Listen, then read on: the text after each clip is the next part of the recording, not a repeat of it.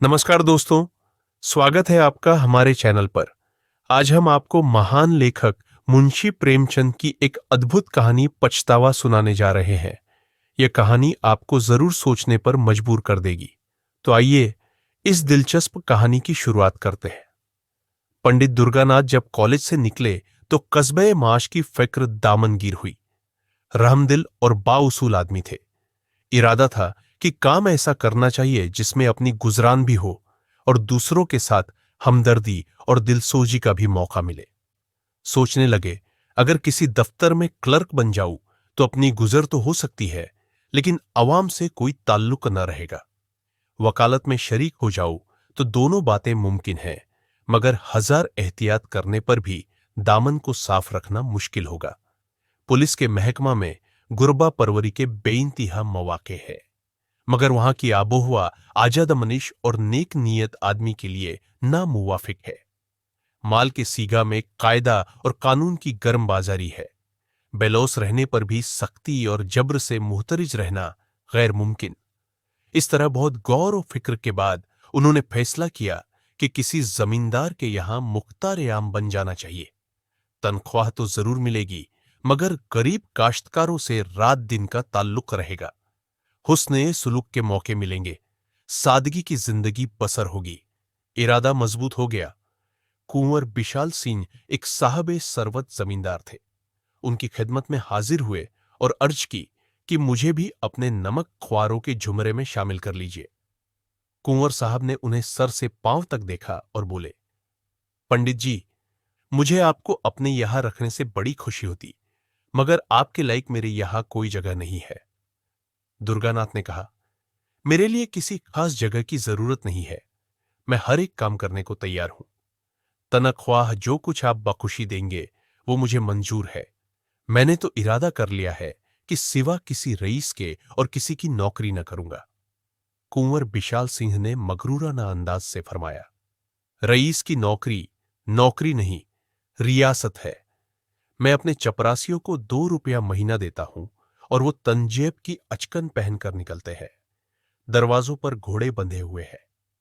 मेरे कारिंदे 5 रुपया से ज्यादा नहीं पाते, लेकिन शादी ब्याह वकीलों के खानदान में करते हैं। मालूम नहीं उनकी कमाई में क्या बरकत होती है। बरसों तनख्वाह का हिसाब नहीं करते। कितने ही ऐसे हैं जो बिला तनख्वाह के कारिंदगी या चपरासगिरी करने को तैयार बैठे हैं, मगर अपना ये उसूल नहीं। समझ लीजिए, मुख्तार आम अपने इलाके में जमींदार से कम हैसियत नहीं रखता। वही रोब, वही हुकूमत, वही शान। जिसे इस नौकरी का चस्का लग चुका है, उसके सामने तहसीलदारी की क्या हकीकत है। पंडित दुर्गानाथ ने कुंवर साहब की तायद नहीं की, जैसा कि करना उनका फर्ज था। दुनियादारी में अभी कच्चे थे। बोले, मुझे अब तक किसी रईस की नौकरी का चस्का नहीं लगा है। मैं तो अभी कॉलेज से निकला आता हूं और न मैं इन वजूह से ये नौकरी करना चाहता हूं जो आपने फरमाए, मगर इतने कलील शाहराह में मेरा गुजर न होगा। आपके और मुलाजिम आसामियों का गला दबाते होंगे। मुझसे मरते दम तक ये फेल न होंगे। अगर ईमानदार नौकर की कदर होती है तो मुझे यकीन है कि आप बहुत जल्द मुझसे खुश हो जाएंगे। कुंवर साहब ने बड़ी मतानत से कहा, बेशक ईमानदार आदमी की सब जगह कदर होती है, लेकिन मेरे यहां ज्यादा तनख्वाह देने की गुंजाइश नहीं है। जमींदार की इस नाकदरी पर किसी कदर तरस होकर पंडित जी ने जवाब दिया, तो फिर मजबूरी है। इस तकलीफ देही के लिए माफ फरमाइएगा, मगर मैं आपसे कह सकता हूं कि ईमानदार आदमी इतना सस्ता न मिलेगा। कुंवर साहब ने दिल में सोचा कि आखिर अदालत कचहरी रोज होती ही रहती है। सैकड़ों रुपए तजवीजों और फैसलों के तर्जुमे में सर्फ हो जाते हैं। एक अंग्रेजीदा आदमी मिलता है, बिल्कुल सादा लौ। कुछ ज्यादा तनख्वाह देनी पड़ेगी तो कोई मुजायका नहीं, मगर पंडित जी की बात का जवाब देना जरूरी था। बोले, महाराज, ईमानदार आदमी ईमानदार ही रहेगा, चाहे उसे तनख्वाह कितनी ही कम दीजिए, और न ज्यादा तनख्वाह पाने से बेईमान ईमानदार बन सकता है। ईमान का रुपया से कोई ताल्लुक नहीं। मैंने ईमानदार चपरासी देखे हैं और बेईमान हाईकोर्ट के जज, लेकिन खैर, आप होनहार आदमी हैं, मेरे यहां शौक से रहिए। मैं आपको एक इलाके का मुख्तार बना दूंगा। आपका काम देखकर तरक्की भी करूंगा। दुर्गानाथ 20 रुपया माहवार पर राजी हो गए। वहां से 2.5 मील पर कुंवर साहब के कई मौजे चांद पार के इलाके के नाम से मशहूर थे। पंडित जी उस इलाके के मुख्तार-ए-आम मुकर्रर हुए। दुर्गानाथ चांद पार के इलाके में पहुंचे तो उन्हें मालूम हुआ कि वाकई जैसा कुंवर साहब कहते थे, रियासत की नौकरी बजाय खुद रियासत है। रहने के लिए खूबसूरत बंगला, फर्श फरोश से सजा हुआ, सैकड़ों बीघा की सैर, कई नौकर, कई चपरासी, सवारी के लिए एक खूबसूरत टांगन, आसाइश और तकल्लुफ के सब सामान मौजूद। मगर उन्हें ये ठाट बाट देखकर कुछ ज्यादा खुशी न हुई, क्योंकि इसी सजे हुए बंगले के चारों तरफ काश्तकारों के झोपड़े थे, फूस के बने हुए, जिनमें मिट्टी के बर्तनों के सिवा और कोई असासा न था। बंगला वहां के उर्फे आम में कोट मशहूर था।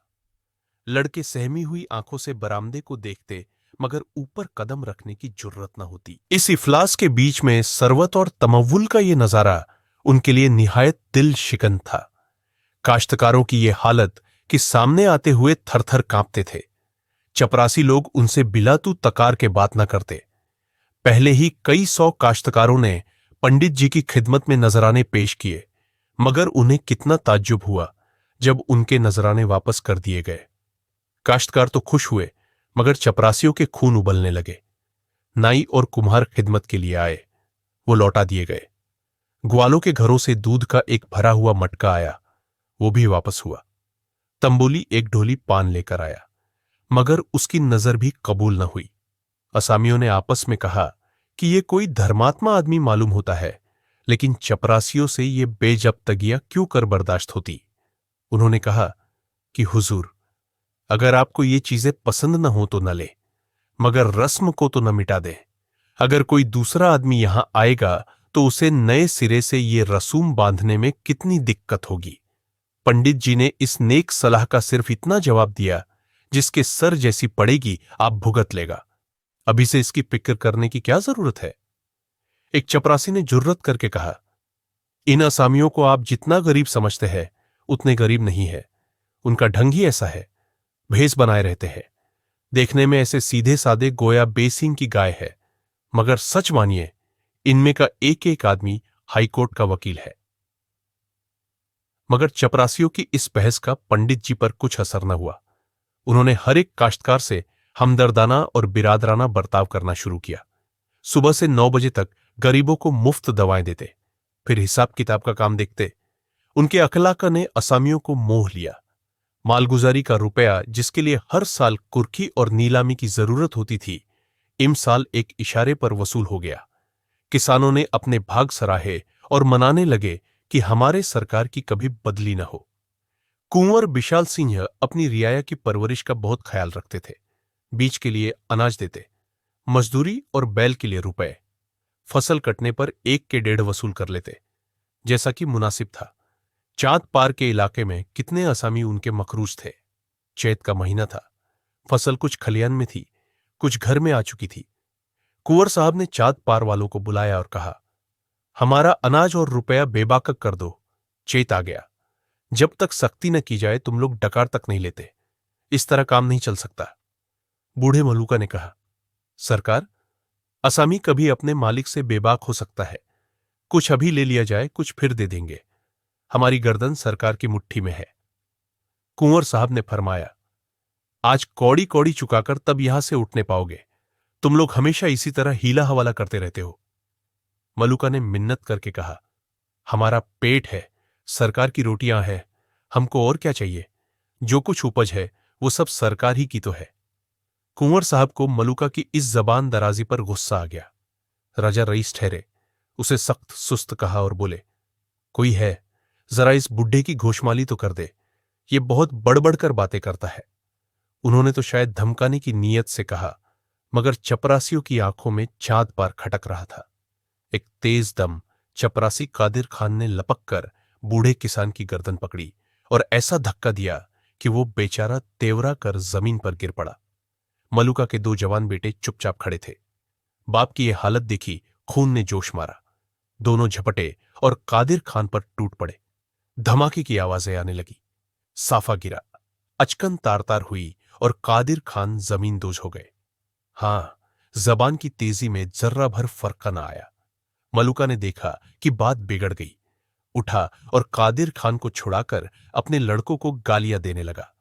जब लड़कों ने उल्टे उसी को डांटा तो दौड़कर कुंवर साहब के पैरों पर गिर पड़ा। मगर बात सचमुच बिगड़ चुकी थी। उसकी मसलहत आमेजिया बेअसर हुई। कुंवर साहब की आंखों से शोले निकल रहे थे। बोले, बेईमान आंखों के सामने से दूर हो जा, वरना तेरा खून पी जाऊंगा। बूढ़े के जिस्म में खून तो न था, मगर कुछ गर्मी जरूर थी। समझा था कि ये कुछ इंसाफ करेंगे। ये फटकार सुनकर बोला, सरकार, बुढ़ापे में आपके दरवाजे पर पानी उतर गया और इस पर सरकार हमी को डांटते हैं। कुंवर साहब ने कहा, तुम्हारी इज्जत अभी क्या उतरी है, अब उतरेगी। दोनों लड़के तैश में आकर बोले, सरकार अपना रुपया लेंगे, किसी की इज्जत लेंगे। कुंवर साहब ने ऐंठ कर, रुपया पीछे लेंगे, पहले देखेंगे तुम्हारी इज्जत कैसी है। चांद पार के किसान अपने गांव में पहुंचकर पंडित दुर्गानाथ से ये राम कहानी कह ही रहे थे कि इतने में कुंवर साहब का आदमी पहुंचा और खबर दी कि सरकार ने इसी दम आपको बुलाया है। दुर्गानाथ ने असामियों को तशफ़ी दी और घोड़े पर सवार होकर दरबार में हाजिर हुए।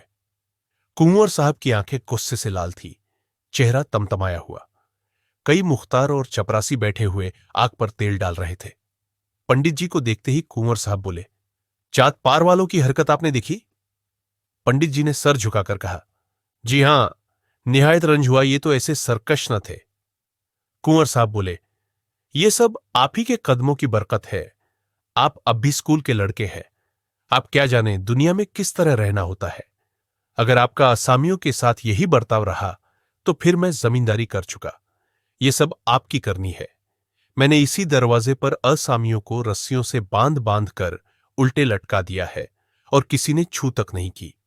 आज उनकी ये जुर्रत कि मेरे सामने मेरे ही आदमी पर हाथ चलाए। दुर्गानाथ ने माजरत आमेज अंदाज से कहा, हुजूर, इसमें मेरी क्या खता है? मैंने तो जब से सुना है खुद अफसोस कर रहा हूं। कुंवर साहब ने फरमाया, आपकी खता नहीं है तो और किसकी है? आप ही ने उन्हें सर पर चढ़ाया, बेगार बंद कर दी। आप ही उनके साथ भाईचारा रखते हैं, उनके साथ गपशप करते हैं। ये छोटे आदमी इस बर्ताव की कदर नहीं कर सकते। किताबी अखलाक का मदरसों के लिए है, दुनियावी अखलाक का कानून दूसरा है। खैर, जो हुआ सो हुआ। अब मैं चाहता हूं कि इन बदमाशों को इस गुस्ताखी का मजा चखाऊं। असामियों को अभी आपने मालगुजारी की रसीद तो नहीं दी है? दुर्गानाथ ने डरते डरते कहा, जी नहीं, रसीदें तैयार हैं, सिर्फ आपके दस्तखत की देर है। कुंवर साहब के चेहरे पर इत्मीनान की झलक नजर आई। बोले, ये बहुत अच्छा हुआ, शगुन अच्छे हैं। अब आप इन रसीदों को चिराग अली के सीपुर्द कीजिए। इन लोगों पर बकाया लगान की नालिश की जाएगी। फसल नीलाम कराऊंगा, भूखों मरेंगे, तब आटे दाल का भाव मालूम होगा। जो रुपया अब तक वसूल हो चुका है वो बीज और कर्ज के खाते में चढ़ा लीजिए। आपको शहादत सिर्फ ये देनी होगी कि मालगुजारी की मद में नहीं, कर्जा की मद में रुपया वसूल हुआ बस। दुर्गानाथ सख्ते में आ गए। क्या यहां भी उन्हें आफतों का सामना करना पड़ेगा जिनसे बचने के लिए ये गोशा एक कनात इख्तियार किया था? जानबूझकर इतने गरीबों की गर्दन पर छुरी फेरूं, इसलिए कि मेरी नौकरी कायम रहे? ना, ये मुझसे ना होगा। बोले, क्या मेरी शहादत के बगैर काम न चलेगा? कुंवर साहब ने गुस्से से कहा, क्या इतना कहने में आपको कोई उज्र है? दुर्गानाथ ने दुविधे के लहजे में कहा, जी, यूं तो मैं आपका नमक खवार हूं, हर एक हुक्म की तामील के लिए हाजिर हूं, मगर मैंने शहादत कभी नहीं दी है और शायद ये काम मुझसे अंजाम ना हो सके। मुझे तो माफ ही रखा जाए। कुंवर साहब ने तहक्कुमाना अंदाज से फरमाया, ये काम आपको करना पड़ेगा। इसमें हीला हवाले की गुंजाइश नहीं है। आग आपने लगाई है, बुझाएगा कौन? दुर्गानाथ ने जोर देकर कहा, मैं झूठ बोलने का आदी नहीं हूं और इस तरह की शहादत नहीं दे सकता। कुंवर साहब मसलहत आमेज लहजे में बोले, जिसमें तंज का पहलू गालिब था, मेहरबान, ये झूठ नहीं है। मैंने झूठ का व्यापार नहीं किया है। मैं ये नहीं कहता कि आप रुपया की वसूली से इनकार कीजिए। जब असामी मेरे मकरूज हैं तो मुझे इख्तियार है कि चाहे रुपया कर्जा की मद में वसूल करूं, चाहे मालगुजारी की मद में। अगर इतनी सी बात को आप झूठ समझते हैं तो यह आपकी ज्यादती है। अभी आपने दुनिया नहीं देखी। ऐसी साफ गोई के लिए दुनिया में जगह नहीं है। आप मेरे मुलाजिम हैं। आखिर हक़ नमक भी तो कोई चीज है। आप तालीम याफ्ता होनहार आदमी हैं। अभी आपको दुनिया में बहुत दिन रहना और बहुत काम करना है। अभी से आप ये रविश इख्तियार करेंगे तो आपको जिंदगी में बजुज मायूसी और परेशानी के और कुछ हाथ ना आएगा। ईमानदारी बेशक अच्छी चीज है, मगर एतिदाल का ख्याल भी रहना चाहिए। इंतहा हर चीज की बुरी होती है। अब ज्यादा सोच विचार करने की जरूरत नहीं। ये मौका ऐसा ही है। कुंवर साहब पुराने फैकैत थे। नौजवान खिलाड़ी हार गया। वो पसोपेश के जाल में फंस गया, जो नेक इरादों के लिए सुमे कातिल है। इस वाकया के तीसरे दिन चाँद पार के असामियों पर बकाया लगान की नालिश हुई। सम्मन आए। घर घर कोहराम मच गया। सम्मन क्या थे? मौत के परवाने थे। देवी देवताओं की मनावन होने लगी। औरतें जमींदार को कोसने लगीं और मर्द अपनी तकदीरों को। मुकर्ररा तारीख के दिन गांव के गव्वार कंधे पर लिपटा डोर और अंगूछे में चबेना बांधे कचहरी को चले। सैकड़ों औरतें और बच्चे रोते हुए उनके पीछे पीछे चले जाते थे, गोया वो उनसे अब फिर नहीं मिलेंगे। पंडित दुर्गानाथ के लिए ये 3 दिन सख्त आजमाइश के दिन थे। एक तरफ कुंवर साहब की दिलजुइयां थीं, दूसरी तरफ किसानों की आहोजारियां। मगर पस्सो पेश के भंवर में 3 दिन तक घोते खाने के बाद उन्हें जमीन का सहारा मिल गया। दिल ने कहा, यह पहली आजमाइश है। अगर इसमें नाकाम रहे तो फिर उनका सामना करना गैर मुमकिन। फैसला हो गया कि मैं अपने फायदे के लिए इतने बेकसों को नुकसान न पहुंचाऊंगा। बजे दिन का वक्त था। अदालत के अहाता में मेला सा लगा हुआ था। जा बजा छोटे बड़े सिंहपोश देवताओं की पूजा हो रही थी। चाँद पार के किसान गोल के गोल एक दरख्त के नीचे आकर बैठे। उनसे कुछ दूर कुंवर साहब के मुख्तार आम और सिपाहियों और गवाहों का हुजूम था। ये लोग बहुत खुश थे। जिस तरह मछली पानी में पहुंचकर कुल्लेलें करती है, उसी तरह ये लोग खुशफेलियां कर रहे थे। कोई पान खा रहा था, कोई हलवाई की दुकान से पूरियों के पत्तल लिए चला आता था। उधर बेचारे किसान दरख्त के नीचे उदास बैठे हुए सोचते थे कि आज न जाने क्या होगा। नहीं मालूम क्या आफत आएगी। राम का भरोसा है। मुकद्दमा पेश हुआ। इस्तिघासा की शहादतें गुजरने लगी। ये असामी बड़े सरकश है। जब लगान मांगी जाती है तो जंग पर आमादा होते हैं। अब कि उन्होंने एक हब्बा नहीं दिया, कादिर खान ने रोकर अपने सर की चोट दिखाई। सबके पीछे पंडित दुर्गानाथ की पुकार हुई। उन्हीं के बयान पर इस्तिघासा का फैसला था। वकील साहब ने उन्हें खूब तोते की तरह पढ़ा रखा था, मगर उनकी जबान से पहला ही जुमला निकला था कि मजिस्ट्रेट ने उनकी तरफ तेज निगाहों से देखा। वकील साहब बगलें झांकने लगे। मुख्तार आम ने उनकी तरफ घूर कर देखा। अहलमद और पेशकार सब के सब उनकी तरफ मलामत आमेज निगाहों से देखने लगे। अदालत ने सख्त लहजे में कहा, तुम जानते हो कि मजिस्ट्रेट के रूबरू खड़े हो? दुर्गानाथ ने मुअद्दबाना मगर मुस्तकिल अंदाज से जवाब दिया, जी हां, खूब जानता हूं। अदालत, तुम्हारे ऊपर दरोगा बयानी का मुकद्दमा आयद हो सकता है। दुर्गानाथ, बेशक, अगर मेरा बयान गलत हो। वकील ने उनसे तंजिया लहजे में कहा, मालूम होता है किसानों के दूध घी और नजर व नियाज ने यह काया पलट कर दी है। और मजिस्ट्रेट की तरफ उसी अंदाज से कहा। दुर्गानाथ बोले, आपको उन नियमतों का ज्यादा तजुर्बा होगा। मुझे अपनी रूखी रोटियां ज्यादा प्यारी है। अदालत ने पूछा, तुम अजरुए हलफ कहते हो कि इन असामियों ने बिल्कुल मुतालिबा चाका कर दिया है? दुर्गानाथ ने जवाब दिया, जी हां, मैं अजरुए हलफ कहता हूं कि उनके जिम्मे लगान की एक कौड़ी बाकी नहीं है। अदालत, रसीदें क्यों नहीं दी? दुर्गानाथ, मेरे आका का हुक्म। मजिस्ट्रेट ने नालिशें खारिज कर दी। कुंवर साहब को जूं ही इस शिकस्त की खबर मिली, उनके गैजो गजब की कोई हद न रही। पंडित दुर्गानाथ को हजारों ही बेनुकत सुनाई। नमक हराम, दगाबाज, बेवफा, मक्कार, मैंने इस शख्स की कितनी खातिर की, मगर कुत्ते की दुम कभी सीधी नहीं होती। आखिर दगा कर ही गया। खैरियत यह हुई कि पंडित दुर्गानाथ मजिस्ट्रेट का फैसला सुनते ही मुख्तार आम को कुंजियां और कागजात सुपुर्द करके रुखसत हो गए थे। वरना इस नम कहरामी के सिले में कुछ दिनों तक हल्दी और गुड़ पीने की जरूरत होती। कुंवर साहब का लेन देन वसीय पैमाने पर था। चांद पार बड़ा इलाका था। वहां के असामियों पर कई हजार की रकम आने को थी। उन्हें यकीन हो गया कि अब ये रुपया डूब जाएगा। वसूल होने की कोई उम्मीद नहीं। इस पंडित ने असामियों को सिर चढ़ा दिया। अब उन्हें मेरा खौफ नहीं रहा। अपने कारिंदों और मुशीरों से सलाह ली। उन्होंने भी यही कहा कि अब वसूली की कोई सूरत नहीं। कागजात अदालत में पेश किए जाएंगे तो आमदनी का टैक्स तो लग जाएगा, मगर रुपया वसूल होना मुश्किल। उज्रदारियां होंगी। कहीं साहब में कोई गलती निकल आई तो रही सही साख भी जाती रहेगी और दूसरे इलाकों का रुपया भी मार पड़ेगा।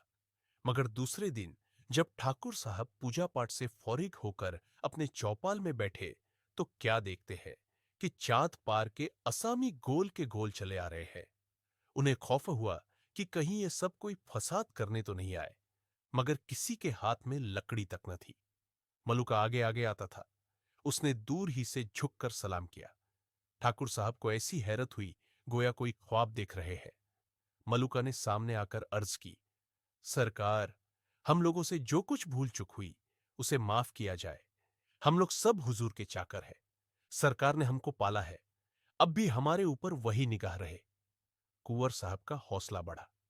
समझे कि पंडित के चले जाने से इन सबों के होश ठिकाने हो गए हैं। अब किसका सहारा लेंगे? उसी बदमाश ने इन सबको भड़का दिया था। कड़क को बोले, वो तुम्हारे हिमायती पंडित कहां गए? वो आ जाते तो जरा उनकी मिजाज पुरसी की जाती। बूढ़े मलुका ने आंखों में आंसू भरे हुए कहा, सरकार, उनको कुछ न कहे। वो आदमी नहीं देवता थे। जवानी की सौगंध है जो उन्होंने आपकी कोई शिकायत की हो। वो बेचारे तो हम लोगों को बार बार समझाते रहते कि देखो, मालिक से बिगाड़ करना अच्छी बात नहीं। हमसे कभी एक लोटे पानी के रवादार नहीं हुए। चलते चलते हम लोगों से कहा कि मालिक का जो कुछ तुम्हारे जिम्मे निकले चुका देना। आप हमारे मालिक हैं। हमने आपका बहुत खाया पिया। आप ही के नमक से हमारे तन पले हैं। अब हमारी सरकार तो यही बनती है कि हमारा हिसाब किताब देखकर जो कुछ हमारे ऊपर निकले हमसे बता दिया जाए। हम एक एक कौड़ी चुकाकर तब पानी पिएंगे। कुंवर साहब को सख्ता सा हो गया। उन्हें रुपयों के लिए कितनी बार जबरदस्ती खेत कटवाए गए, कितनी बार घरों में आग लगवाई, कितनी बार मारपीट की, कैसी कैसी सख्तियां की, कैसे कैसे सितम ढाए। और आज ये सब खुद ब खुद सारा हिसाब साफ करने आए हैं। ये क्या जादू है? मुखत्तार आम साहब ने कागजात खोले और आसामियों ने अपनी अपनी पोटलियां खोली। जिसके जिम्मे जितना निकला उसने बेछू चरा वो रकम सामने रख दी। देखते देखते सामने रुपयों का ढेर लग गया। 6,000 रुपया दम की दम में वसूल हो गया। किसी के जिम्मे कुछ बाकी नहीं। यह सच्चाई और इंसाफ की फतह थी। जबरदस्ती और जुल्म से जो काम कभी न हुआ वो इंसानियत ने पूरा कर दिखाया। कल जब से ये लोग मुकद्दमा जीत कर घर आए उसी वक्त से उन्हें रुपया अदा करने की धुन सवार थी। पंडित जी को वो सचमुच देवता समझने लगे थे और यह उनकी सख्त ताकीद थी। किसी ने गल्ला बेचा, किसी ने गहने गिरवी रखे, किसी ने बैल फरोख्त कर डाले। ये सब कुछ सहा, मगर पंडित जी की बात न टाली। कुंवर साहिब के दिल में पंडित जी की तरफ से जो बदगुमानी और कुदूरत थी वो बहुत कुछ मिट गई। मगर उन्होंने हमेशा सख्ती और जुल्म से काम लेना सीखा था। उन्हीं उसूलों के वो कायल थे। इंसाफ और सच्चाई और मुलायमियत की उन्होंने हमेशा आजमाइश नहीं की और उन पर उनका बिल्कुल एतिकाद न था। मगर आज उन्हें साफ नजर आ रहा था कि सच्चाई और नरमी में बड़ी ताकत है। ये असामी मेरे काबू से निकल गए थे। मैं उनका क्या बिगाड़ सकता था? ये खौफ का करिश्मा नहीं, हक और इंसाफ की तासीर है। जरूर वो पंडित सच्चा और धर्मात्मा आदमी था। उसमें मसलहत अंदेशी न हो, मौका शनासी न हो, मगर इसमें कोई शक नहीं कि वो सच्चा और बेलौस था। जब तक हमको किसी चीज की जरूरत न हो उसकी हमारी निगाहों में कदर नहीं होती। हरी दूब भी किसी वक्त अशरफियों के तौल बिक जाती है। कुंवर साहब का काम एक बेलौस आदमी के बगैर रुका नहीं रह सकता था। इसलिए पंडित जी के इस मर्दाना फ़ैल की कदर एक शायर का फ़िक्र सुखन से ज्यादा न हुई। चाँद पार के आदमियों ने तो उसके बाद अपने जमींदार को किसी किस्म की तकलीफ नहीं दी। हाँ, रियासत के दूसरे हिस्सों में वही साबिक दस्तूर रगड़ झगड़ मची रहती थी। रोजाना अदालत, रोजाना फौजदारी, रोजाना डांट फटकार। मगर ये सब जमींदारी के सिंगार है। इनके बगैर जमींदारी क्या? आखिर वो दिन भर बैठे बैठे क्या मक्खियां मारे। कुंवर साहब इसी तरह शान कदीम के साथ अपना इंतजाम संभालते थे। कई साल गुजर गए। कुंवर साहब का कारोबार रोज बरोज चमकता गया और बावजूद इसके कि 5 लड़कियों की शादियां बड़े हौसले और धूम के साथ की, उनके उरूज में जवाल न आया। हां, कुआं अलबत्ता कुछ कुछ डीले होने लगे। अफसोस ये था कि अब तक इस मालो जरा और जाहो हशम का कोई वारिस नहीं था। भांजे, भतीजे और नवासे रियासत पर दांत लगाए हुए थे। कुंवर साहब का दिल उन दुनियावी झगड़ों से फिरता जाता था। आखिर ये रोना धोना किसके लिए? अब उनके तर्ज जिंदगी में एक इनकलाब हुआ। कभी कभी साधु संत उनके दरवाजे पर धुनी रमाए नजर आते। वो खुद अब भगवत गीता और विष्णु पुराण ज्यादा पढ़ते। बैतरनी घाट से उतरने के सामान होने लगे, लेकिन परमात्मा की मर्जी, साधु संतों की दुआ की बदौलत, खाह धर्म और पुण्य के असर से बुढ़ापे में उनके लड़का पैदा हुआ। सूखा पेड़ हरा हुआ। जिंदगी की उम्मीदें बराई। खूब दिल खोलकर माल उझर लुटाया। मगर जिस तरह बांस की जड़ें निकली हुई कोपल जूं जूं बढ़ती है, बांस सूखता है, उसी तरह कुंवर साहब भी जिस्मानी आरिजों में मुब्तला होते गए। हमेशा वेदों और डॉक्टरों का तांता लगा रहता, मगर मालूम होता था कि दवाओं का उल्टा असर हो रहा है। काबिज मुसहल और मुसहल काबिज का काम करती। जू तू करके उन्होंने 2-2.5 साल काटे। यहां तक कि ताकतों ने जवाब दे दिया। जिंदगी की आस टूट गई। मालूम हो गया कि मेरे दिन करीब है। मगर यह सारी जायदाद और सारा कारोबार किस पर छोड़ जाऊं? अफसोस अरमान दिल ही में रह गया। बच्चे का ब्याह भी न देख सका। इसकी तुतली बातें सुनने की भी नौबत न आई। इस जिगर के टुकड़े को किसे सौंपूं, जो इसे अपना बेटा समझे, जो पौधे को सींचे, पाले और इसकी पूंजी उसे सौंप दे। लड़के की मां औरत जात न कुछ जाने न सुने। इससे कारोबार संभलना मुश्किल।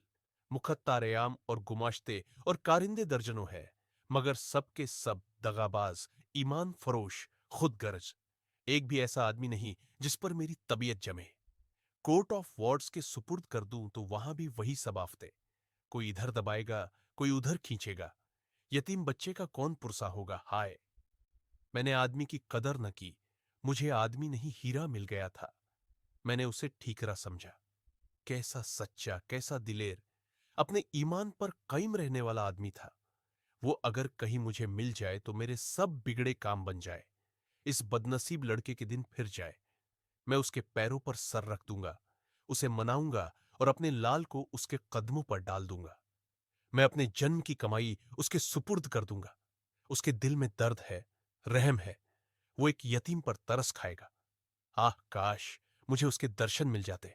मैं इसको देवता की पैर धो धोकर माथे पर चढ़ाता, आंसुओं से उसके पैर धोता, उसकी मिन्नत करता, उससे दया का दान मांगता। वही अगर हाथ लगाए तो ये डूबती हुई डोंगी पार लग सकती है। ठाकुर साहब की हालत रोज बरोज खराब होती गई। वक्त आखिर आ पहुंचा। उन्हें पंडित दुर्गानाथ की रट लगी हुई थी। बच्चे की सूरत देखते और कलेजे से एक आह निकल जाती। बार बार पछताते और कफे अफसोस मलते। हाय, उस देवता को कहां पाऊं, जो शख्स इस वक्त उनके दर्शन करा दे, आधी जायदाद उसके निछावर कर दूं। प्यारे पंडित, मेरी खता मुआफ करो। मैं अंधा था, नादान था। अब मेरी बाह पकड़ो, मुझे डूबने से बचाओ। इस मासूम बच्चे पर तरस खाओ। अजीजो अकारिब का जमघट सामने खड़ा था। कुंवर साहब ने उनके चेहरों की तरफ नीमवा आंखों से देखा। सच्ची गमख्वारी कहीं नजर न आई। हर एक चेहरे पर खुदगर्जी झलक रही थी। आलम एयास में उन्होंने आंखें मूंद ली। उनकी बीवी झरझर रो रही थी। आखिर उससे जब्त न हो सका। उसने रोते हुए करीब जाकर कहा, पति जी, हमको और इस अनाथ बालक को किस पर छोड़े जाते हो? कुंवर साहब ने आहिस्ते से कहा, पंडित दुर्गानाथ पर। वो जल्द आएंगे, मेरा दिल कहता है। उनसे कह देना कि मैंने अपना सब कुछ उसके भेंट कर दिया। ये मेरी आखिरी वसीयत है। दोस्तों, इस कहानी से हमें यह सीखने को मिलता है कि पछतावा करने से बेहतर है समय रहते सही फैसले लेना। अगर आपको हमारी कहानी पसंद आई हो तो लाइक और शेयर करना ना भूलें और हमारे चैनल को सब्सक्राइब करें ताकि आप ऐसी और रोचक कहानी